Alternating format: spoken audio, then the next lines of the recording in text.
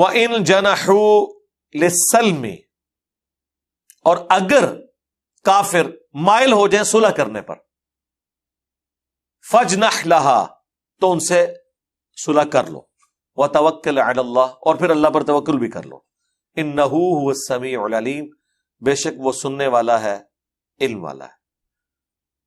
یہ وہ آیت ہے جس کے تحت نبی الاسلام نے صلح حدیبیہ بھی کر لی، حالانکہ مسلمانوں سے اس پر کافر ڈر گئے تھے، لیکن چونکہ انہوں نے صلح آفر کر دی، نبی الاسلام نے قبول کر لی۔ صلح حسن کی دلیل بھی یہی ہے، صحیح بخاری میں آتا ہے حضرت حسن ابن علی ہزاروں کا لشکر لے کر آئے تو حضرت معاویہ نے ان کو خط لکھا تھا کہ آپ صلح کر لیں میرے ساتھ، تو حسن ابن علی نے قرآن کی اس آیت کے تحت کہ اگر کافروں سے بھی جنگ ہو اور وہ جنگ کے دوران صلح آفر کریں تو آپ نے قبول کرنی ہے، تو میرے مخالفین تو پھر بھی مسلمان ہیں، تو میں ان کی صلح قبول کروں۔ ان ظالموں نے صلح حسن سے کچھ اور ہی نکال دیا۔ مجھے بتائیں اگر حضرت حسن نے صلح ہی کرنی تھی تو 40,000 کا لشکر اکٹھا کر کے کیوں آگے تھے امیر شام کے مقابلے پہ؟ لشکر اکٹھا کرنے کی ضرورت نہیں تھی، وہ صفین پارٹ 2 لڑنے جا رہے تھے، ہاں ٹرمینیٹر 2 لگا سی، ہوتے انہوں نے کہا کہ ٹھیک ہے جناب صلح آفر کریے، تو پھر حضرت حسن ابن علی نے وہ صلح کی آفر قبول کر لی۔ ویسے نہ بھی کرتے اس وجہ سے کہ بھئی اس کا رزلٹ کیا نکلے گا، وہ رائٹ خلیفۃ المسلمین کے پاس ہے، لیکن چونکہ اسلام میں اس کی اجازت موجود ہے، پھر حضرت حسن کے ساتھیوں نے بھی ان کے ساتھ کچھ غداری کی، کچھ بک گئے، تو حضرت حسن کو سمجھ آ گئی تھی کہ اگر اس جنگ کا رزلٹ یہ نکلا، چونکہ حضرت حسن تو بےچارے نگاہ نہیں مار سکتے تھے نا، ان کو نظر آیا کہ اس جنگ کا انجام میری شکست بھی ہو سکتا ہے، اور اس شکست سے مسلمانوں کا مورائل اور ڈاؤن ہو جائے گا کہ شاید امیر شام کامیاب اس لیے ہوئے ہیں کہ حاکم ان کے ساتھ ہے۔ لوگ تو تیار بیٹھے ہوتے ہیں نا کہ مناظرہ نہیں کیا تو یہ جیت گیا، اب ان کو تو نہیں پتا کہ سچویشن کیا ہوتی ہے اس وقت۔ لوگ تو یہ سمجھ رہے ہیں کہ صلح حدیبیہ کے موقع پر حضور نے جو صلح کر لی ہے تو کافر جیت گئے۔ ایون حضرت عمر نے بھی، صحیح بخاری میں آتا ہے، مسلم میں بھی آتا ہے، نبی علیہ السلام کے ساتھ تھوڑا مس بہیو بھی کر دیا، اور بعد میں وہ پوری زندگی کہتے تھے کہ مجھے سوچتا تھا کہ میں نے اتنی جرت کیوں کی کہ یا رسول اللہ کیا ہم حق میں نہیں ہیں؟ کیا ان کے مقتولین جہنم میں، ہمارے مقتولین جنت میں نہیں ہیں؟ حضور ہر بات پہ کہہ رہے ہیں ہاں ایسا ہی ہے، ہاں ایسا ہی ہے، پھر ہم کیوں صلح کر رہے ہیں؟ تو حضرت عمر کو حضور نے ایک ہی جواب دیا، عمر میں اللہ کا رسول ہوں، اس کے بعد تو کوئی گنجائش نہیں رہ جاتی۔ لیکن وہاں سے نکلے حضرت ابوبکر سے آ کے بات کی، حضرت ابوبکر نے تو پھر ان کو ڈانٹا، ان کا یار کیا بات کر رہے ہو، وہ اللہ کے رسول ہیں۔ اور پھر اللہ تعالیٰ نے اس پہ آیات نازل کی، انا فتحنا لک فتحا مبینا، آج تو ہم نے آپ کو روشن فتح دے دی ہے۔ صلح حدیبیہ جو بظاہر کافروں کی فتح ہے، یہ اصل میں آپ کی فتح ہے، کیونکہ اس میں سے تو ابو بصیر والا معجزہ ہونے والا تھا، اور وہ پوری کایا کلب ہونے والی تھی، ہمیشہ کے لیے ان منوسوں سے جان چھوٹنے والی تھی، جو بدر میں بھی چڑھائی کرنے آگے، احد میں بھی آگے، خندق میں تو ساروں کو جمع کر کے آگے۔ اللہ نے فرمایا ہم نے اے نبی آپ کو روشن فتح دے دی ہے۔ بخاری مسلم میں آتا ہے کہ جنگ صفین کے موقع پر بھی حضرت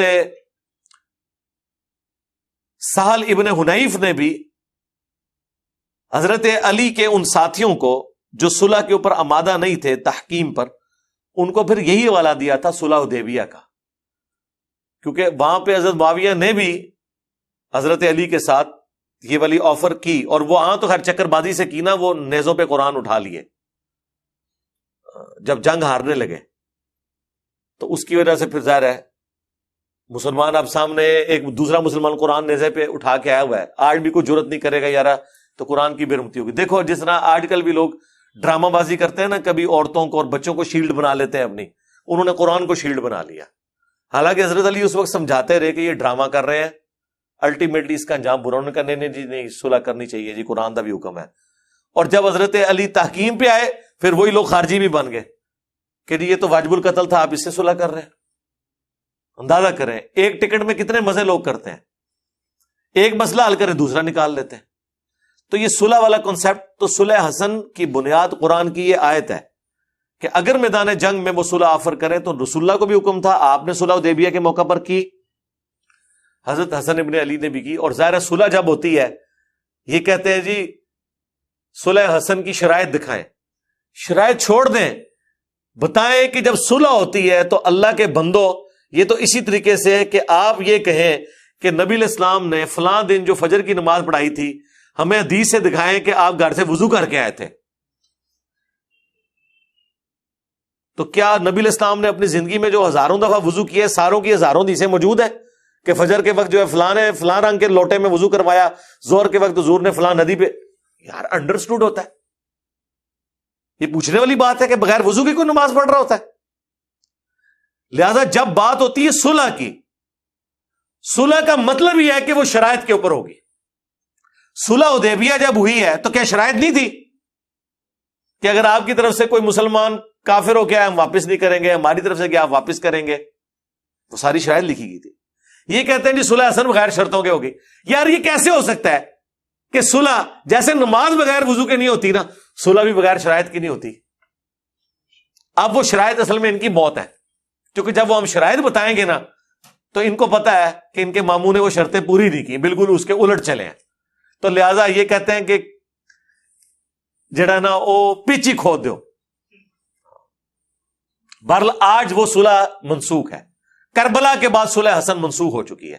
جب آپ نے حسن کے بچے کو قتل کر دیا, حسن کے بھائی کو قتل کر دیا, حسن کی اولاد قتل کر دی, حسین کی اولاد قتل کر دی. اگر حسن ابن علی کربلا کے موقع پر نکل آئے اور انہیں پتا چلے کہ ان کے بھائیوں اور ان کی اولاد کے ساتھ یہ سلوک کیا بنو امیہ نے, تو کہیں گے یار میں نے صلح اس لیے کی تھی کہ تم نے آخری شرط جو تھی وہ بھی نہیں پوری کی, باقی تو نہیں کی سوائے ایک خمس دینے کے مال غنیمت میں, وہ بھی اللہ نے حصہ رکھا قرآن میں. نہ تم نے حضرت علی کے ساتھیوں کو معاف کیا, نہ تم نے ممبروں سے سب و شتم ختم کیا, اور نہ وہ آخری شرط کہ امت کو شورا پر چھوڑو گے.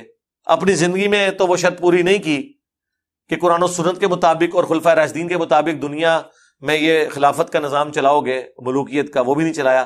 آخری ایک امید تھی کہ جاتے جاتے شاید امت پہ کوئی رحم کر جاؤ, وہ بھی نہیں کیا. الٹا اپنے بیٹے کو مسلط کر کے اور اہل بیت کے ساتھ یہ ظلم کیا الٹیمیٹلی. تو صلح حسن تو ویسے ہی منسوخ ہو چکی ہے, اس کا تو کوئی ذکر نہ کرے. اور جو ہوئی بھی تھی وہ ٹریٹی تھی, شرائط کے تحت ہوئی تھی.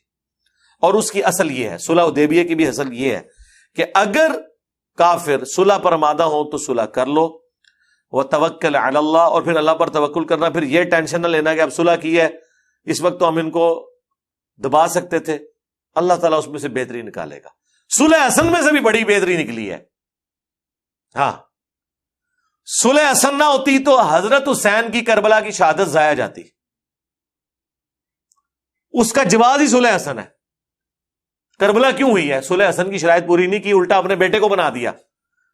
تو حضرت حسین کی شہادت اور ان کا 20 سال تک خاموش رہنا اس بات کا ثبوت تھا کہ یار یہ 20 سال تم نے لیے تو تم نے کیا کر لیا ہے؟ قاتلین عثمان سے کیا بدلہ لے لیا ہے؟ نہیں. تو وہ 20 سالہ دور نے وہ انٹینشن, الٹا حضرت عثمان کی اولاد میں سے کبھی کسی نے قصاص عثمان کی بات کی تو اسے تھریٹ کر دی کہ اندر نام ہی نہ لئی اس چیز کا. جس طرح آج بھی آپ دیکھتے ہیں نا, پیپلز پارٹی میں سے کوئی بات کرے نا کہ بے نظیر کے قاتلین کو پکڑنا ہے, تو پیپلز پارٹی کا ہی ایک بڑا کہتا ہے خبردار آندہ قاتلین بے نظیر دا نام لیا. کیوں؟ وہ اس کے بینیفیشری ہوتے ہیں. حضرت عثمان کی اولاد میں سے کبھی دوبارہ امیر شام کے سامنے کسی نے کہا نا کہ میرے باپ کے خون کے اوپر تو نے وہ کرتا لٹکا کے شام کی جامع مسجد کے اندر میرے باپ کے خون کے اوپر یہ خلافت ہتھیائی ہے حضرت حسن ابن علی سے, تو وہ خون کا بدلہ لو, اور ان کا خبردار دوبارہ نہ لیا. جو کرنا تھا وہ کر لیا. تو یہ چیز ہے, یہ بینیفیشری جو ہوتے ہیں نا وہ اپنے فائدوں کو دیکھتے ہیں. تو اللہ تعالیٰ مارا ہے کہ پھر تم نے توکل کرنا ہے, اس کا انجام جو بھی ہو اللہ تعالیٰ بہتری کرے گا. انہ هو السمیع العلیم, بے شک اللہ تعالیٰ سننے والا, علم والا ہے.